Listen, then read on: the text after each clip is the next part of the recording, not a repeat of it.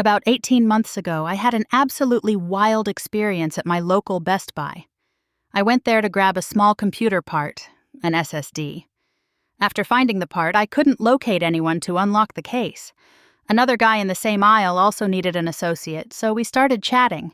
He was building a gaming PC, but seemed nervous about his parts selection. Since I've built a ton of PCs, I gave him a few polite suggestions to save some money. His name was Dave, and we'd been talking for maybe 5 to 10 minutes when I noticed an older gentleman standing about 6 to 8 feet away with a cart. He wasn't shopping, just standing there. I kept chatting with Dave, figuring the man was waiting for an associate like us. Then things got weird. The older guy started inching closer, interrupting our conversation. Finally, I turned to him and said, "Hey, what's up?" That's when he got hostile. "Don't hey me! I need help while you're just socializing." I blinked, confused. "You're wasting my time by talking to him instead of helping me. I need help with a TV." I explained, as calmly as I could, that I didn't work there and knew nothing about TVs. I even pointed out that Best Buy employees wear blue shirts with the logo. I was in a green shirt with a bike graphic. That sent him over the edge. He started yelling about how I was a little prick who needed to do my fitting job, or I'd get fired.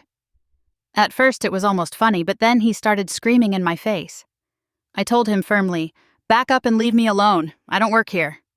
At this point, his shouting attracted some actual employees who walked over just in time to see him charge at me with his cart.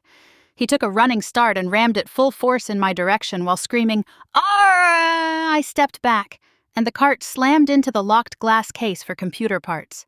It bounced back toward us, and Dave and I managed to catch it. Meanwhile, the old guy was screaming at the top of his lungs about how I was fired. Employees, including a manager and a security guard, got between us while trying to calm him down, but he just kept shouting about how disrespectful I was and how I should lose my job. The alarms for the glass case were blaring, the scene was chaotic, and Dave's hand got nicked by the cart, leaving it slightly bleeding. The employees moved us about 50 feet away while trying to de-escalate the situation.